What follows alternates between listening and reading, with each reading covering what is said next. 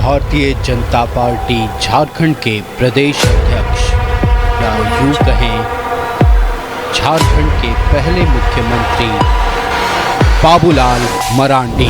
BJP को stand clear करना चाहिए कि सरना धर्म कोड लागू होना चाहिए कि ये नहीं होना। 50 साल तो कांग्रेस पार्टी ने राज किया, फिर उन्होंने सरना धर्म कोड को क्यों लागू किया? आखिर सरना को मानने वाले लोग बचे, इसकी सरकार क्या कर रही है? इस पर सरकार को चिंता करना चाहिए, ये कैसे बचे, तभी तो सरना भी कोई लिखेंगे। पहले जब 2011 तक सेंसस हुआ था तो अदर्स का वहाँ पर फॉर्मेट हुआ करता था, आदिवासी खुद को अदर्स में काउंट कराते थे।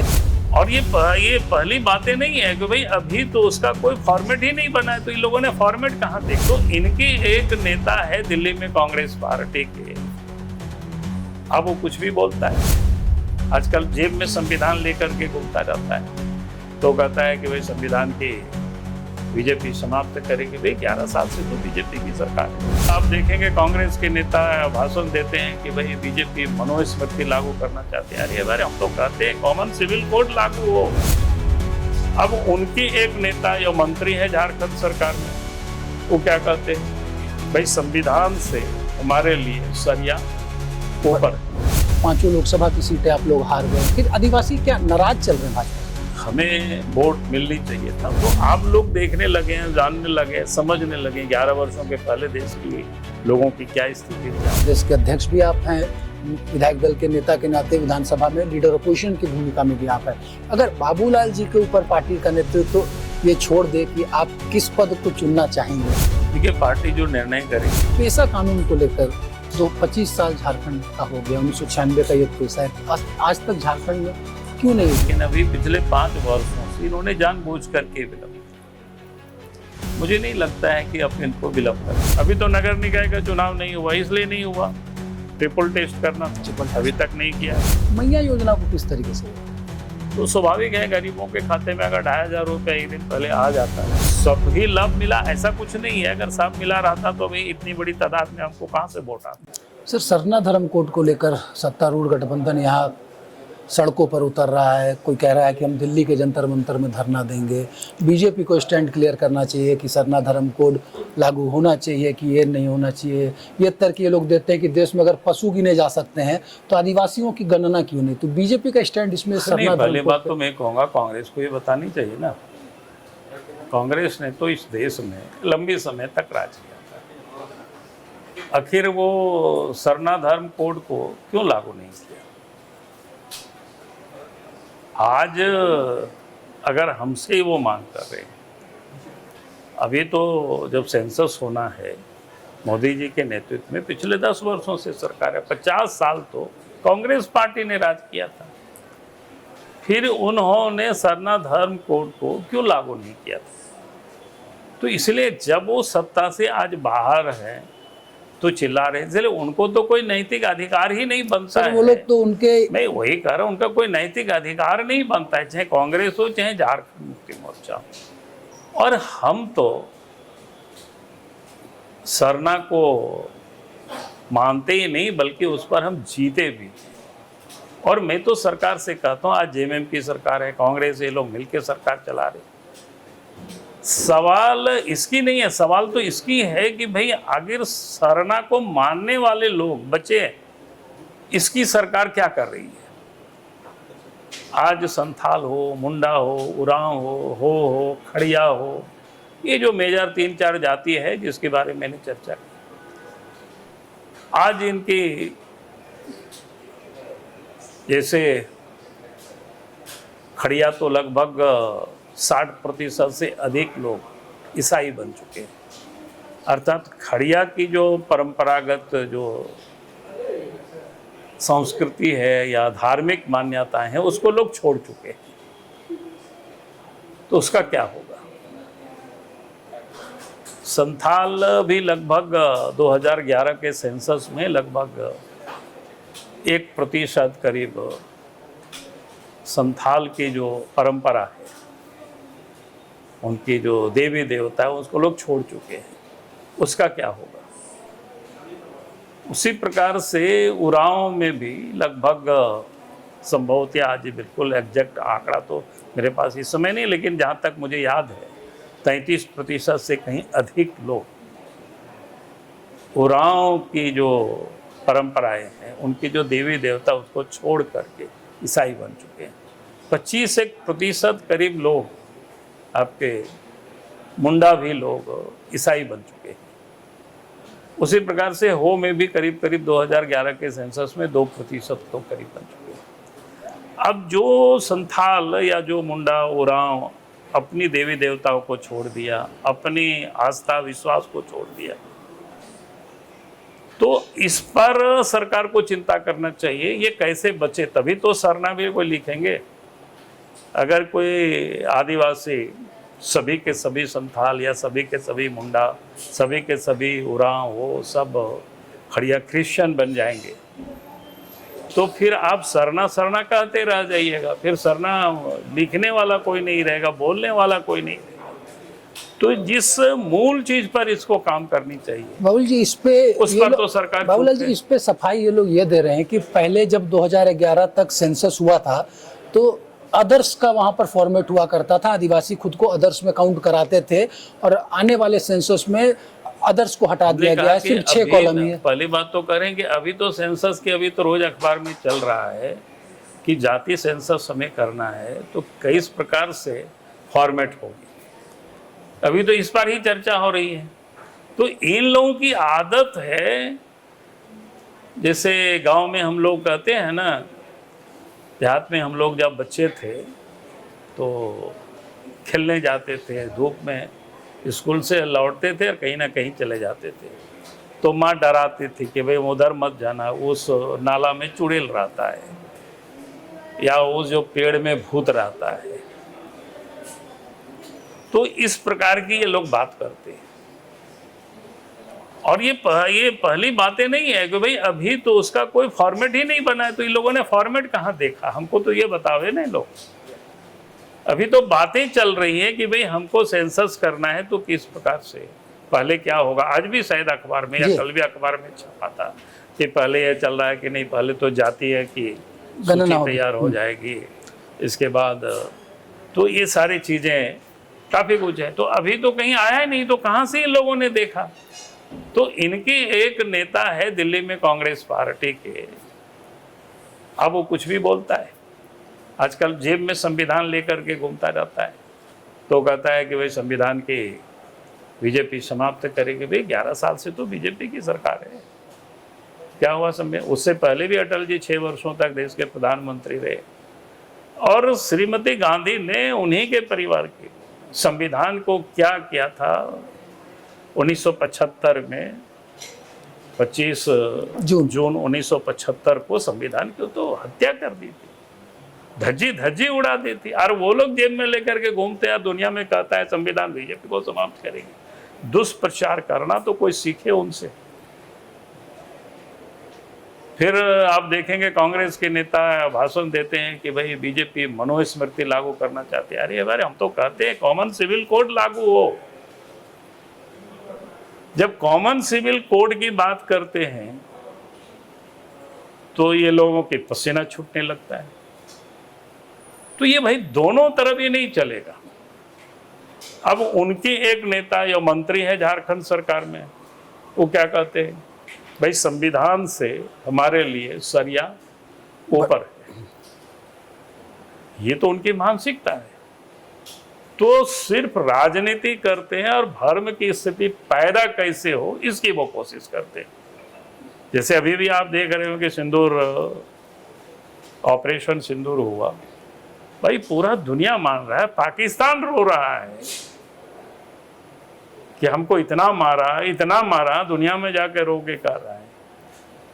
और यहाँ उनके कांग्रेस के नेता क्या बोलते हैं, भाई कितना नुकसान हुआ आपको, कितना रफेल गिरा। तो ये बेसिर पैर का बातें वो करते रहते हैं ये लोग, लेकिन जनता इसको समझ चुकी है।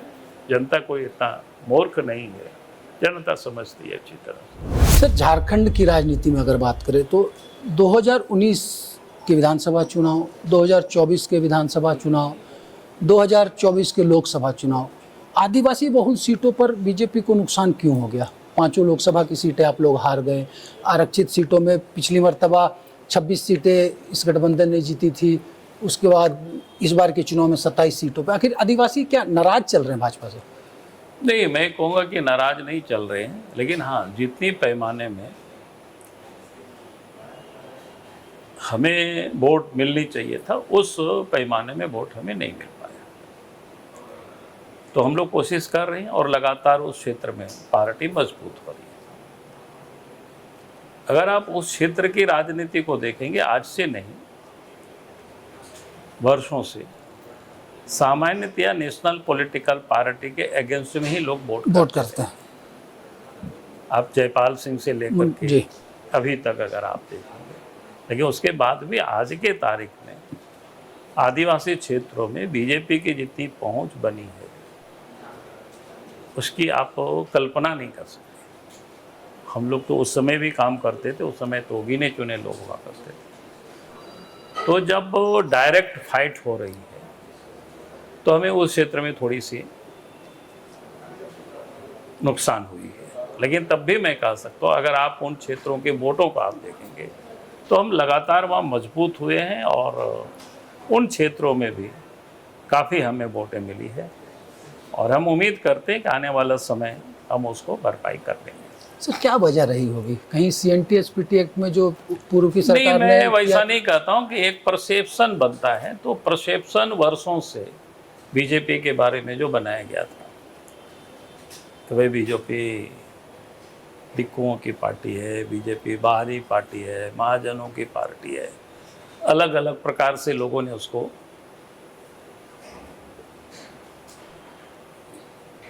मतलब पहचान बनाने की लोगों ने कोशिश की थी। तो कालांतर में जब एक बार परसेप्शन बनता है उसको थोड़ा सा निकालने में समय लगता है।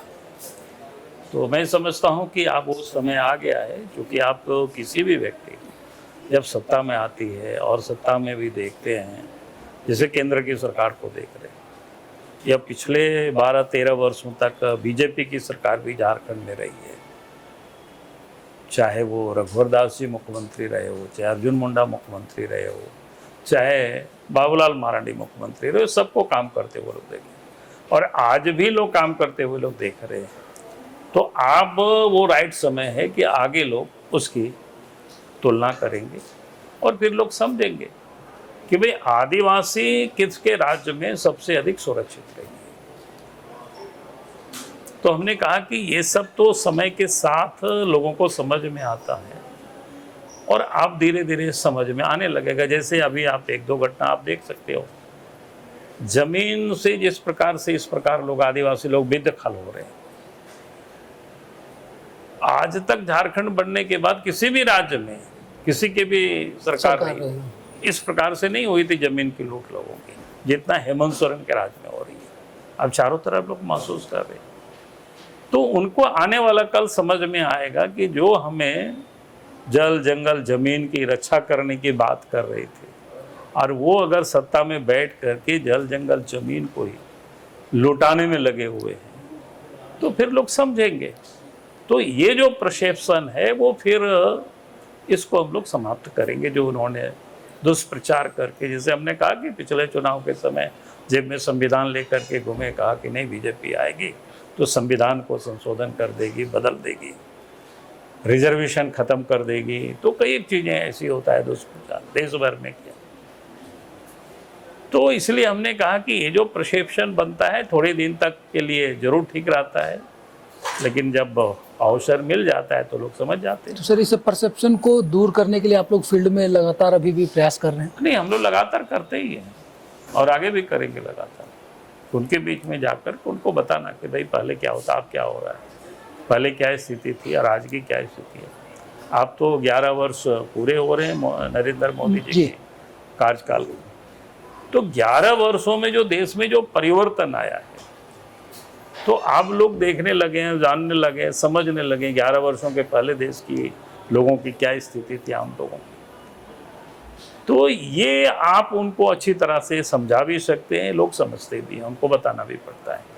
जैसे मैं एक छोटी उदाहरण ही लोगों को कहता हूँ भाई 11 साल पहले गांव घर में लोग डिबरी जलाते थे, मिट्टी के तेल के लिए परेशान रहते थे, लेकिन अब देश में नरेंद्र मोदी जी के नेतृत्व में सरकार बनी।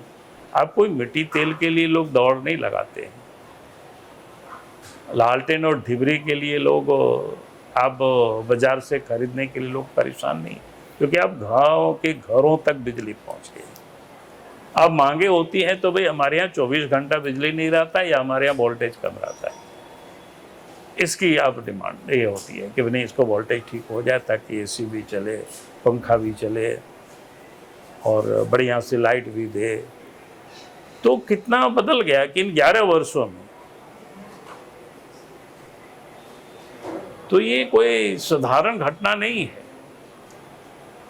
तो इसलिए हमने कहा कि ऐसे कई चीज़ें हैं, मैंने एक छोटा सा उदाहरण के लिए बताया।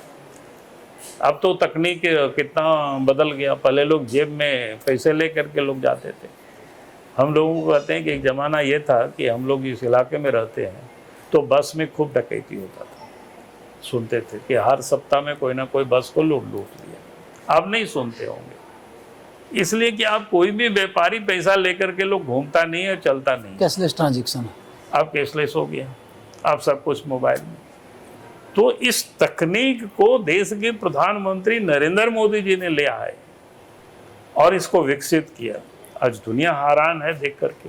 आप तो देखें फल वाला, सब्जी वाले गुपचुप बेचते हैं, वो भी अब ऑनलाइन ही सब पेमेंट हो रहा है। तो इसलिए हमने कहा कि ये जो स्थिति तब लोगों को समझ में आती, ये काम पहले भी हो सकता था, लेकिन पहले किया नहीं। तो इसलिए हमने कहा कि ये जो परसेप्शन गलत लोगों ने बना के रखा है, तो परसेप्शन को हमें तोड़ना, तो उसके लिए हमें जनता के बीच जाना होगा। और कहीं भी ये जो क्या कहते हैं दुर्गंध होता है, उसकी प्रसारण दूर तक तुरंत हो जाता है, लेकिन जो सुगंध, खुशबू, वो थोड़ा सा देर से होता है। बलवाल जी, आपने भी नरेंद्र मोदी जी का जिक्र किया, हमने भी झारखंड की कई सभाओं में उनको कवर किया। उस वक्त कई मंचों से प्रधानमंत्री जी ने कहा है कि बाबूलाल मरांडी मेरे मित्र हैं।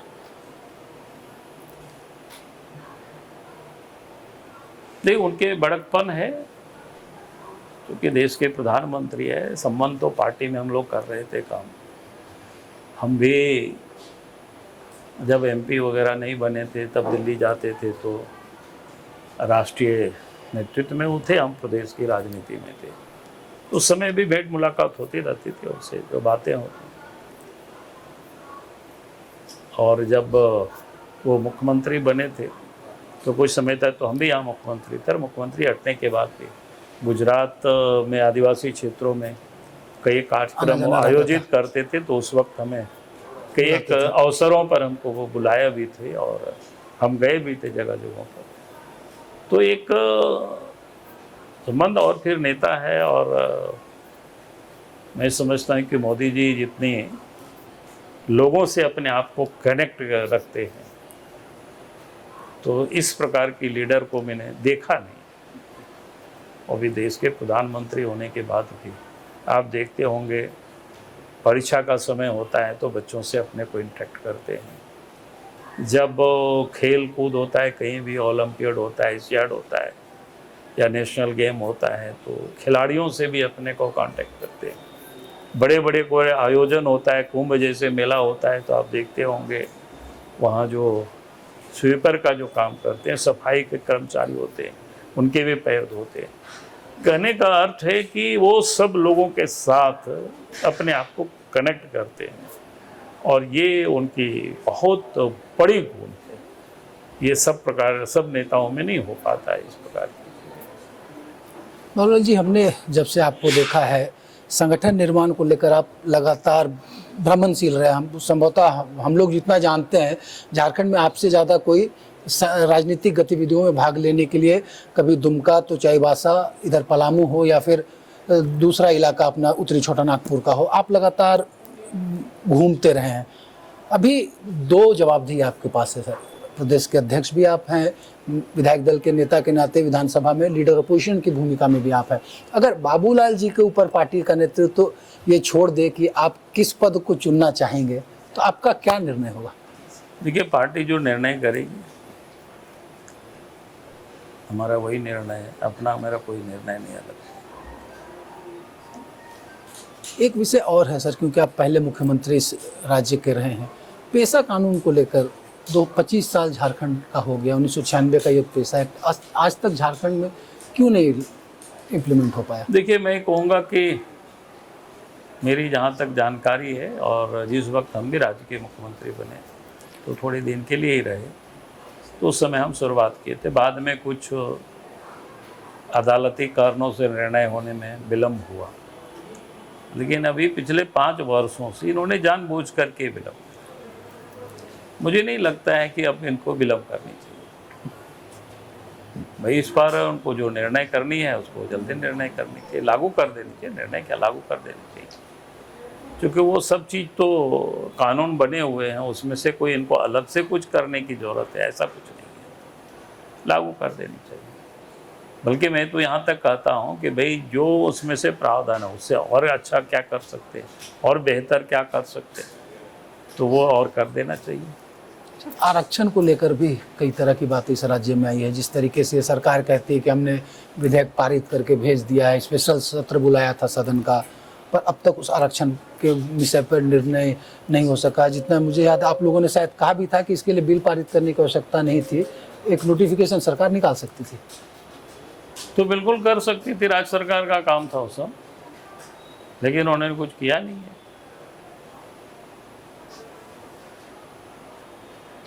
इसीलिए मैंने ये क्या कहा था कि मैंने बार बार कहता हूँ कि भाई आप कुछ तो सर्वे कराएंगे ना।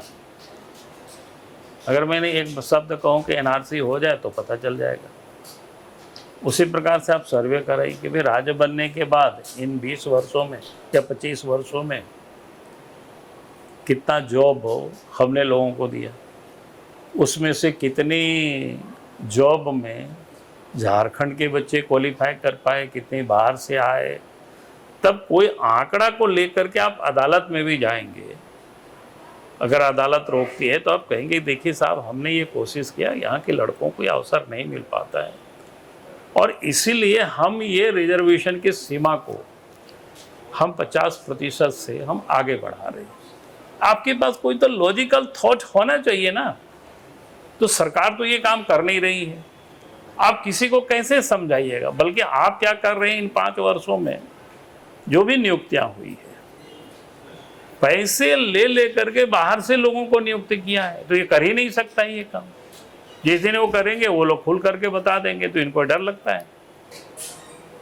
हमने कहा कि इसके लिए आप केंद्र को भेजने की क्या जरूरत है, यहीं आप बना सकते हो, लेकिन उसका तो अध्ययन करो ना, आपको क्या दिक्कत है, आपको किस चीज की। आज इनके सरकार के पास कहाँ आंकड़ा है, बताते ना कि भाई 2000 से लेकर के 2001 से लेकर के और अभी जो 25 तक में जो भी नियुक्तियाँ हुई, शिक्षक की नियुक्ति हुई, जेपीएस में अफसरों की नियुक्ति हुई, दरोगा की नियुक्ति हुई या अन्य कर्मचारियों की जो नियुक्ति हुई, अब कितनी नियुक्ति हुई, उनमें से झारखंड के कितनी है, एसटी एससी का तो आपको तय ही है, बाहर से कितनी आए।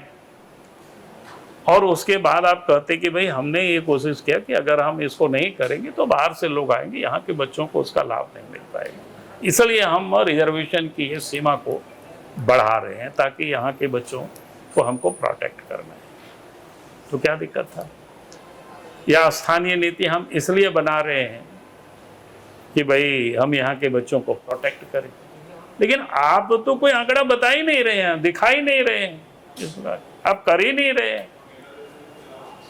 तो इसको आपको किसने रोक रखा है? आप तो करते नहीं है, खाली आप राजनीति कर रहे हो। विधानसभा में एक तो संकल्प लेकर के आते हो और पारित करके आप कहते हो कि भाई केंद्र सरकार इसको लागू करे। तो आपको लागू करना है ना, तो आपको लागू करने के लिए आपको तो रास्ते से जाना पड़ेगा। अभी तो नगर निकाय का चुनाव नहीं हुआ, इसलिए नहीं हुआ, ट्रिपल टेस्ट करना था, अभी तक नहीं किया है। भाई इसमें क्या है? तो आपका काम था कि इसको आप सर्वे कर लेते, भाई इन 5 वर्षों में क्या क्या हुआ है, इन्हें क्या बोलते हैं, 25 वर्षों में कितना को प्रतिनिधित्व मिला, कितना को नहीं मिला। तो ऐसी राजनीति से नहीं चलता है ना। तो आप चाहते हो कि हम राजनीति करें, तो कितना दिन तक आपको इसका लाभ मिलेगा? जब जनता को समझ में आ जाएगी राजनीति कर रहे हैं, हमको ये ठग रहे हैं, तो ये जनता समझ जाएगी और समझ भी रही है। सर, बीते दिनों जो बजट सत्र का समापन था, आप लोग संभवतः हाउस से चले गए थे। मुख्यमंत्री ने कहा था कि परिसीमन हम होने नहीं देंगे झारखंड में।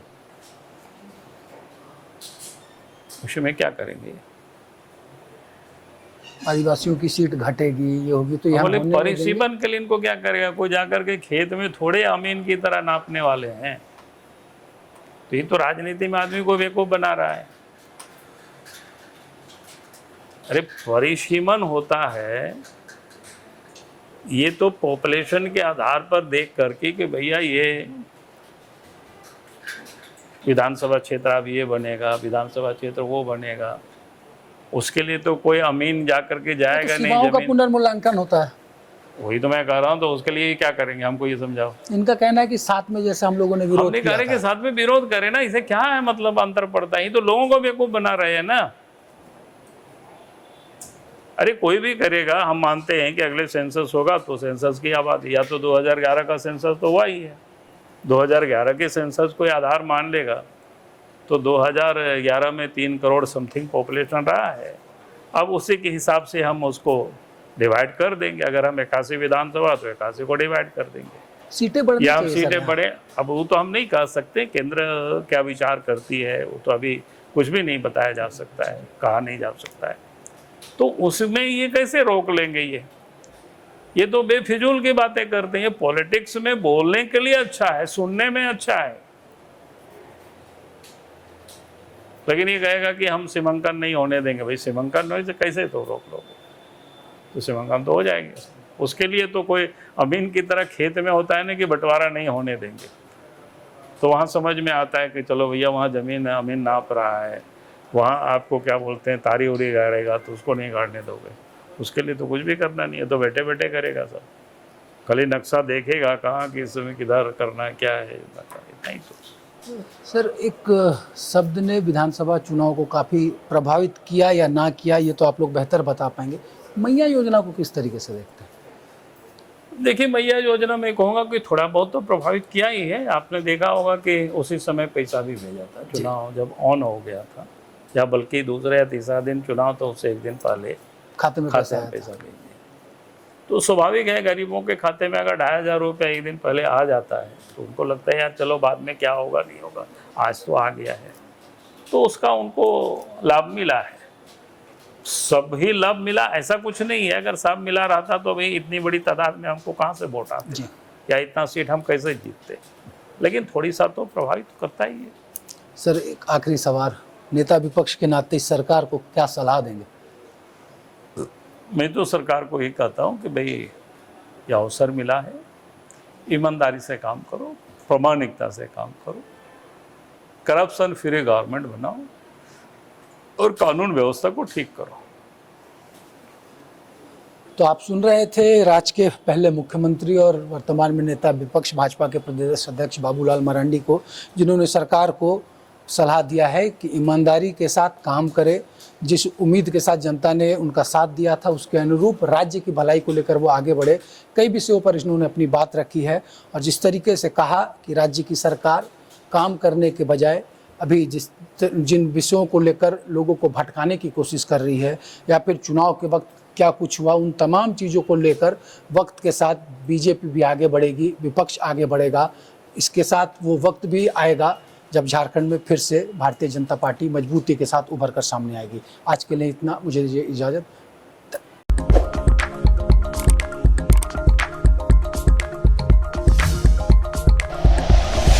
Like and share videos, subscribe करें हमारा चैनल और प्रेस करें बेल आइकॉन। न्यूज़ 11 भारत, सच है तो दिखेगा।